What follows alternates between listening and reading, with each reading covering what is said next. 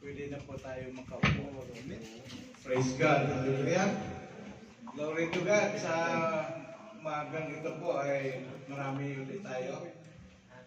I would like to acknowledge also the presence of Ate J and Ikay.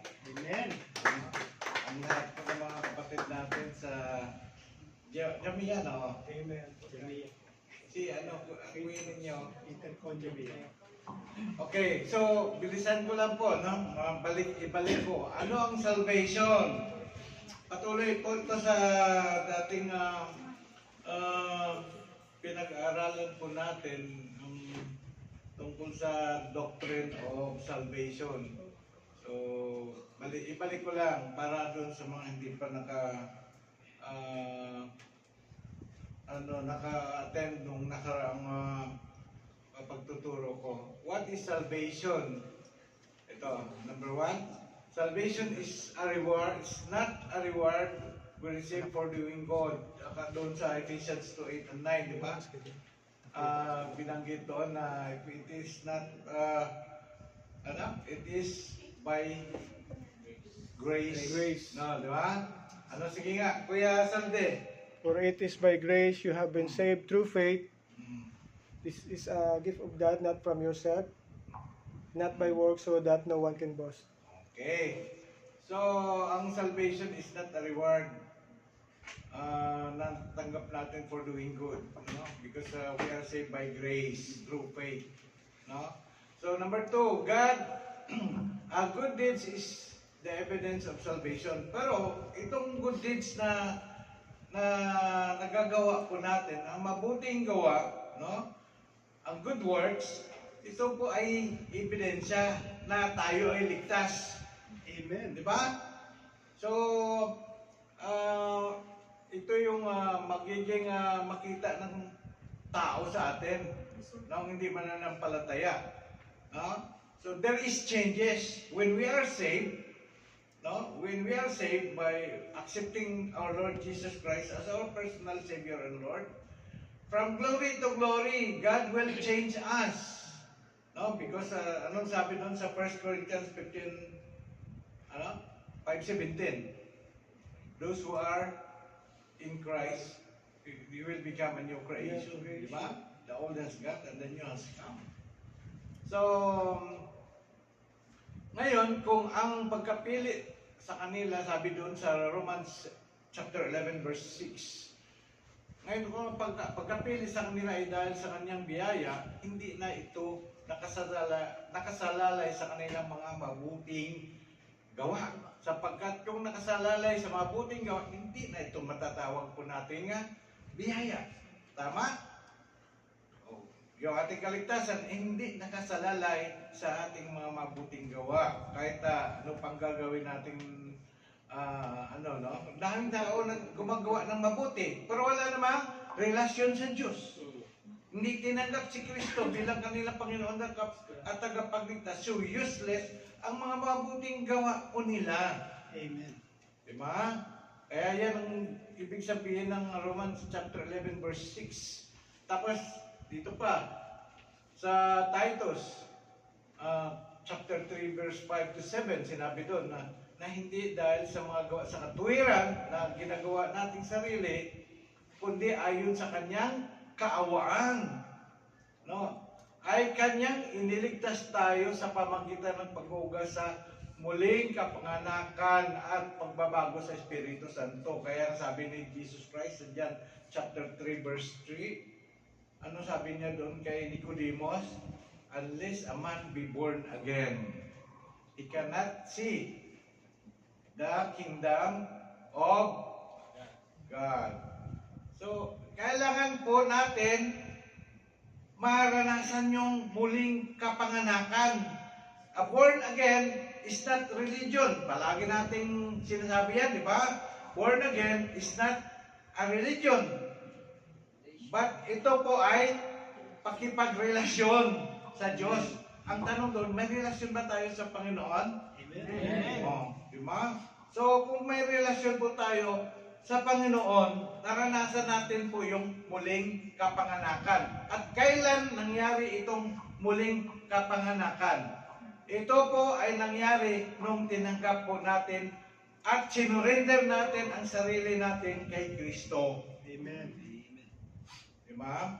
Doon sa ito sa susunod na pag-aaral po natin, mayroong illustration nung bago tayo tumanggap kay Christ, ang lahat ng ginagawa natin, mga desisyon natin, ang mga gusto natin mangyari sa buhay natin, ito po ay ayon sa ating kalooban. Nasusunod yung gusto natin. Pero nung tayo ay tumanggap kay Christ, sinurrender natin ang buhay natin siya. He is the Lord of our life. Kaya nga sinabing Panginoon, siya yung ating master. Siya ngayon, ang kalooban niya, ang nasusunod, hindi na yung kalooban natin. Siya ngayon ang nakaupo doon sa trono ng ating puso. Kaya doon sa trono ng ating puso, may nakalagay doon na cross. Nung dati, yung cross nasa labas ng trono. No? So, yun ang ibig sabihin. So, born again is not a religion, but a relationship with Christ, with God. Amen. So, pag may nagtanong sa iyo, religion mo ba ay born again? Iko-correct mo. My religion is not born again. No? I am a Christian. I am the followers of Christ. Okay, next. Na kanyang ibinuhos ng sagana sa atin sa pamamagitan ni Hesus Kristo na ating tagapagligtas. Verse 7, upang sa pagkaaring ganap sa atin sa pamamagitan ng kanyang biyaya ay maging tagapagmana tayo ayon sa pag-asa sa buhay na walang hanggan. We are here. No? Okay, that is one benefit ng tayo po ay naligtas. So, we will become also the children, we will be called children of God. Tama? Bibigyan po tayo ng karapatan na tawaging mga anak ng Diyos. Yan. Kapag nag-share kayo, dalawa lang ang tatay dito sa mundo. No, tatay, sabi nga ni Jesus Christ, your father is the devil. So, piliin po natin na ang ating tatay ay Diyos. Amen? Our God is magpanalangin na, our Father who is in heaven. Hallowed be thy name. Di ba? Tinatawag natin, Abba Father. Okay, next.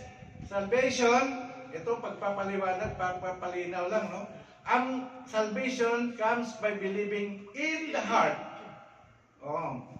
Not by simply repeating words to be led by somebody. A pastor or an elder, i-lead ka niya sa sinner's prayer. Tapos, nag-follow ka rin, no? Walang mangyari kung yung sinner's prayer na sinunod mo ay hindi galing sa puso mo. So, salvation comes by believing, no? Believing in the heart, not by simply repeating words in a prayer as if they held magic. No? A prayer that leads to salvation must be made with true faith in the gospel of Christ. Amen? Sabi nga doon, Romans chapter 10 verse 10, sapagkat sumasampalataya ang tao sa pamagitan ng kanyang puso at sa gayon ay ituturing na matuwid ng Diyos. Okay, nagpapahayag naman siya sa pamagitan ng kanyang labi o bibig. At gayon, kasi totoo yan, from the abundance of the heart, the mouth speaks. Amen. No? So, okay, number 3, being born into a Christian home is not automatic na ikaw ay ligtas. Tama? Amen. It is not a heritage na parang minana ko yung kaligtasan ng tatay ko at nanay ko. No, it's not automatic. Kaya, kapag nagkaroon na ng pag-iisip ang tao, mula nung bata siya, it is for him or her to decide, no, once he received the gospel, the good news, no, ang magandang balita tungkol kay Kristo sa ginawa ni Christ, kung paniwalaan niya yun at tanggapin yun, at tanggapin si Jesus Christ, bilang kanyang tagapagligtas, no? Siya ay magkaroon ng kaligtasan or salvation. So, it is not because your family is your father is a pastor, your mother is a pastor or church worker, you are automatically saved. No. Because it is personal. Each person must personally believe in Christ for salvation. Okay, number 6, knowing God, knowing who God and Jesus are also doesn't save you also, no? Even the demon, sabi nga, maging ang demonyo man ay naniwala na mayroong Diyos. At nare-recognize pa nila si Jesus Christ being the Son of God. So, yung mga paniwala na mayroong Diyos, ay hindi automatically yun na ikaw ay ligtas dahil naniwala ka na may Diyos. Si Satanas na eh. Sabi nga dito, at sumagot ang masamang espiritu at sa kanila sinabi, nakilala ko si Jesus. Sabi ng yung tao na sinapian ng masamang espiritu, kasi itong mga salamangkiro na ito, nakita nila ang mga disciples na ginagamit ang pangalan ni Jesus Christ to cast out demons. So ginaya nila, at yung isang tao na encounter nila, kasi binabayaran sila eh. Parang sa atin mga albularyo, pag maggamot, binabayaran, di ba? So ginaya nila.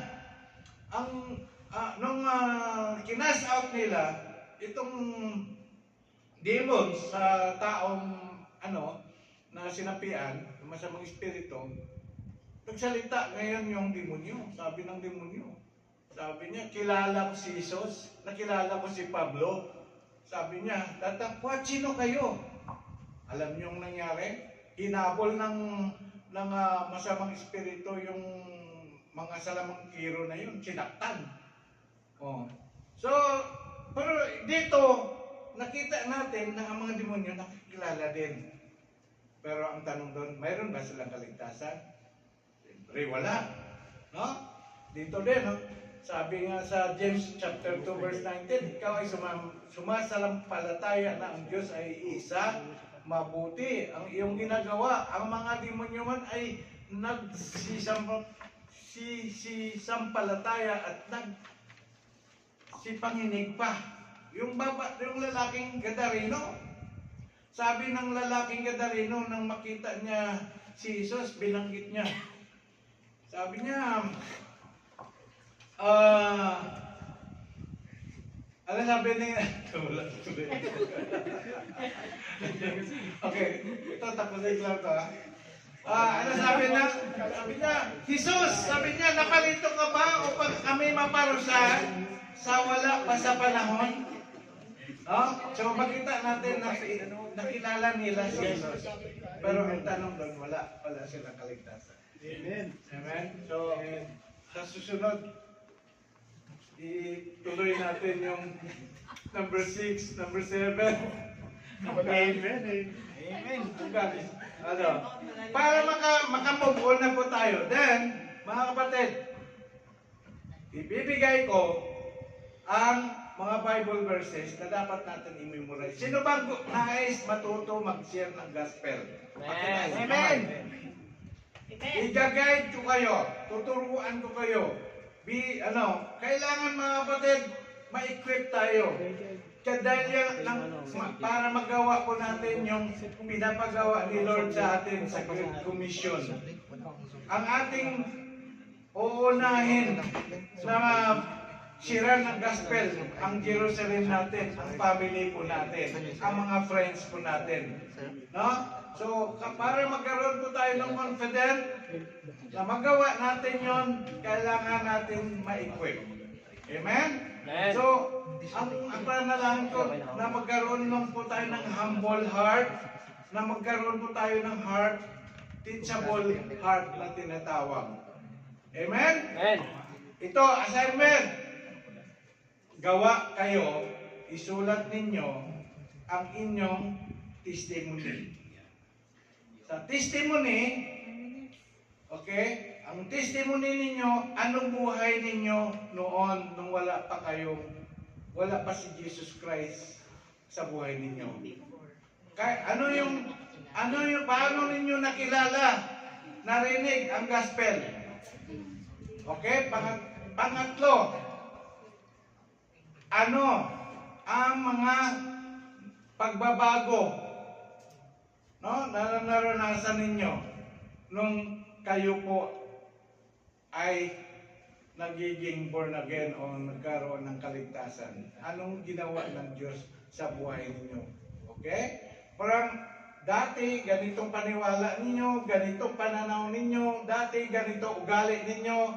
Ngayon, nung tinanggap niyo si Christ, ano ang nangyari sa buhay niyo? Sulat niyo, tatlo lang yon, ha? Una, ano buhay niyo noon? Ano pa yung mga paniwala, ano panindigan niyo noon? Kailan niyo, paano niyo natanggap si Christ? Pangatlo, ano mga pagbabago? Gawin niyo, assignment niyo, ako ay kukurik ko yun. Huwag kayo mahiya. Amen? So, yan lang, extra minutes lang ako. Thank you, Lord.